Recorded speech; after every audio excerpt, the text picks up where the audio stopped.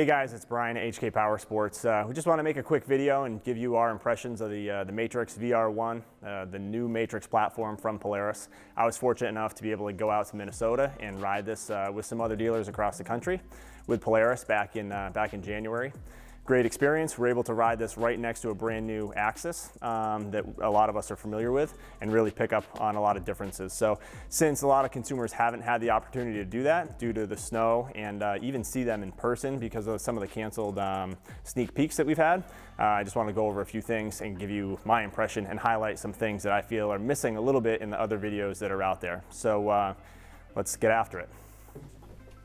First thing is basically your seating position. When you're sitting on the sled, the biggest thing you're going to notice is that you have more room in the cockpit. A lot of people have talked about this, but one of the things that a Polaris engineer went over when we were at the meeting was just the concept that it's more like a motorcycle. If you're on a motorcycle in a turn, your body is in line with the wheels, in line with the tires. And it's easier to get that feeling on this sled than any other sled I've ever ridden. When you lean over in the corner, the center of gravity is shifting, it's lower and it's more in line with the corner, much more like a motorcycle. So that's greatly improved over the previous Axis chassis. And the way that they were able to achieve that is pulling the console back and taking some of the technology from the race sled, which we're pretty familiar with, pulling the panels in, getting it a lot narrower. Now when you lean over in a corner, instead of leaning straight out, you're leaning forward and over the front ski. So very easy, very effortless. When you talk about it, it's harder to talk about than it is to actually do, because when you go into a corner, your body just kind of goes there. You're not having to pull yourself into that position, and as a result, it's a much superior handling machine over the Axis and over the competitors' brands. Just want to go over a few things. We'll start at the back. It's a new platform. It's not a whole new chassis, but it's a new platform. And so what that means is it's got a lot of similarities to the Axis, but it also has some major differences. One thing that most people won't see underneath, the way that the tunnel protection attaches has been redesigned. It looks a lot more like the top of the tunnel. Might be a little bit more work to install the tunnel protection, but it's going to help in cooling the sled. The tunnel protectors now aren't going to shield as much snow, and they're going to be able to transfer a lot more of that cooling to keep the sled running cooler. So that's kind of the bigger change back here that you don't really see. Same suspension that we're used to in the Axis platform on the 129 and the 137. I think people have gone over that pretty well. The seat comes off easier than it ever has with the quarter turn clip. We have storage under the seat now. Some people really liked the storage on their previous model Axis because it was really deep. But it was hard to get into if you had any additional bags on the rear of the machine. So this has completely gotten rid of that problem. You have the storage, from the top down, and now as you add your accessories in the back, it's a lot easier to get in and out of. No zippers, no Velcro. It just kind of exists. As we move forward, some of the features that have been talked about a lot, but some information I don't think people have gone into great detail. The hand warmers are a major improvement and really cool technology. Instead of looking at the switch as a high, low, and off, basically we have 3 settings, and it is going to be labeled in the gauge as high and low and medium, but you're setting those temperatures. So you could set them all high, you could set them all low. Once you figure out what temperature you're comfortable with, you are probably not going to think about your hand warmers, even for the rest of the year.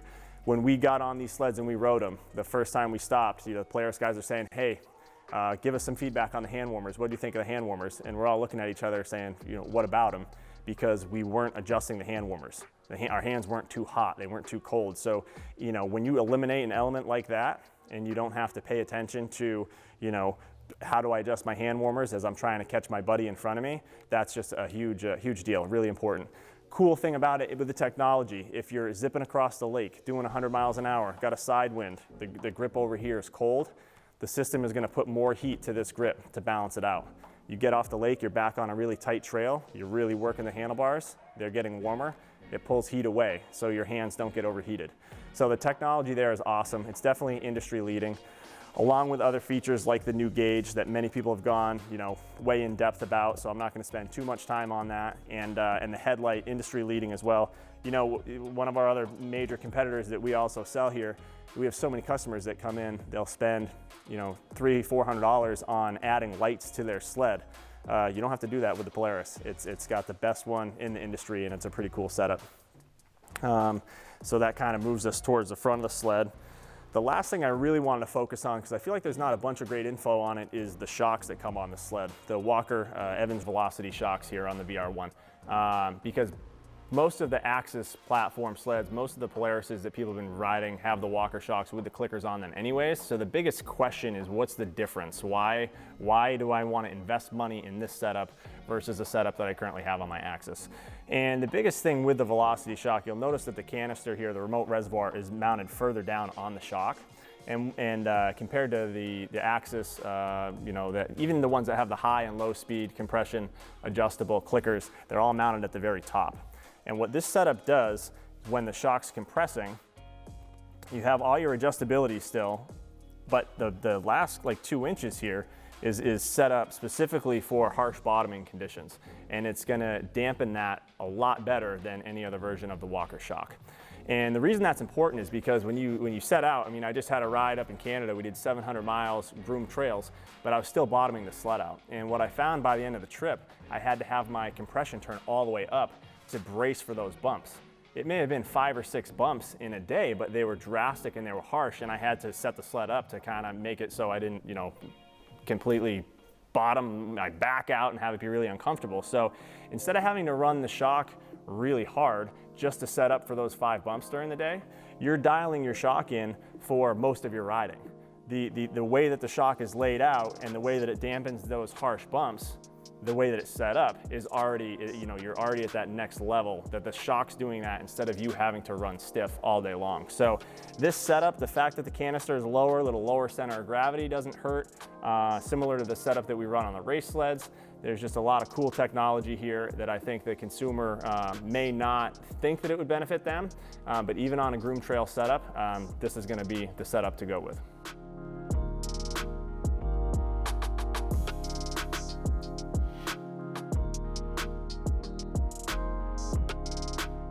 So I wanted to just take another second here to highlight the wind protection on the sled. And one of the biggest things you'll notice in the differences of how this sled looks from the current Axis platform is that the headlight's a lot further forward. And what that does is it punches a hole in the air further ahead.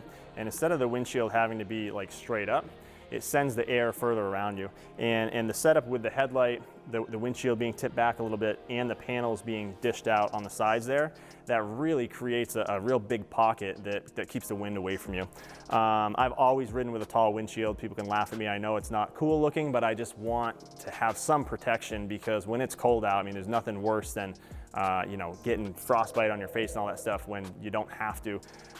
But this whole setup here, the biggest complaint we used to have with a tall windshield, it was create this swirl, and it would come around and the air would just kind of hit you right in the back. And they've literally basically completely gotten rid of that. So it's no longer a concern with the direction that they've been able to set the air. And it's cool that they did it all computer assisted. It wasn't in a wind tunnel and stuff, and they have enough models that they can, they've got it down to a science where they can dial it in, that then when we actually ride it, you can feel the difference. And I think all the consumers who buy these will be pretty impressed with the wind coverage.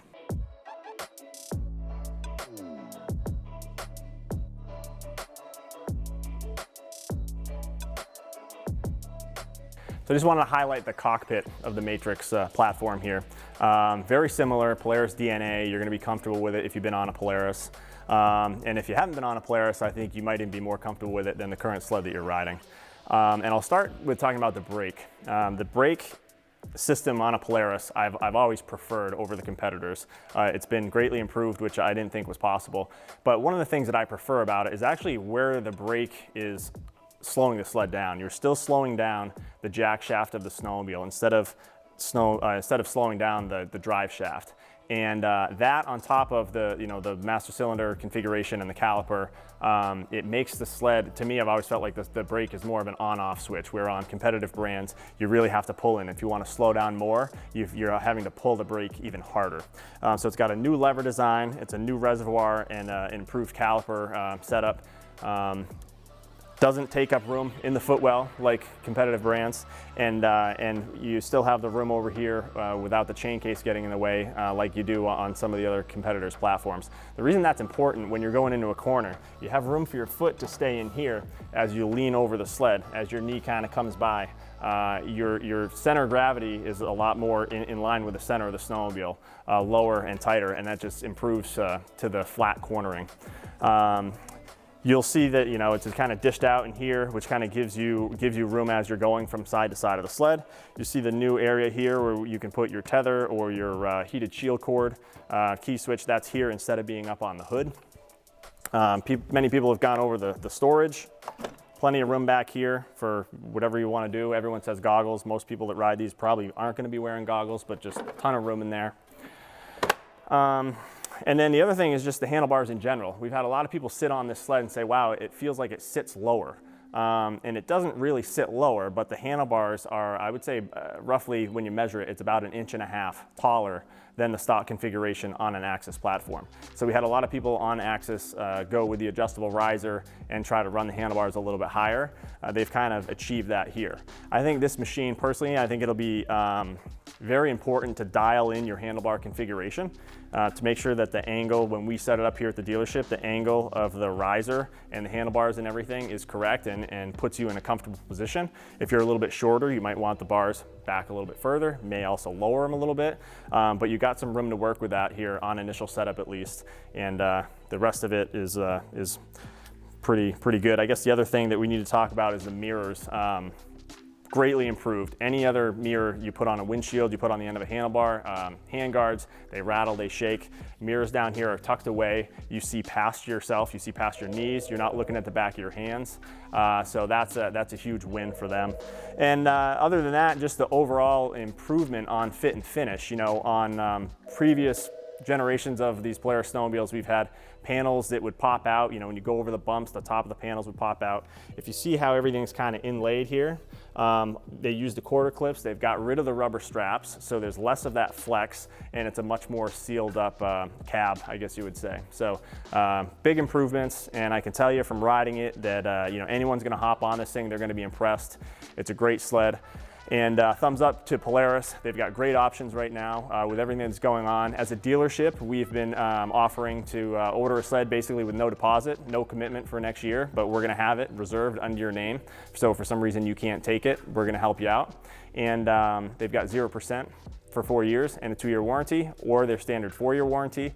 So we've got options. If you're even on the fence a little bit, there's really no reason to not commit. And we've got help from Polaris on that with the product, because it's the best, can't get any better, and the program's really good as well. So program runs till May 1st. If you commit by April 15th, you get a few other added benefits. So let us know what you're thinking. Give us a call, ask us questions. We're here, we're very familiar with the product, and we'd love to help you guys out. Thanks for watching our video.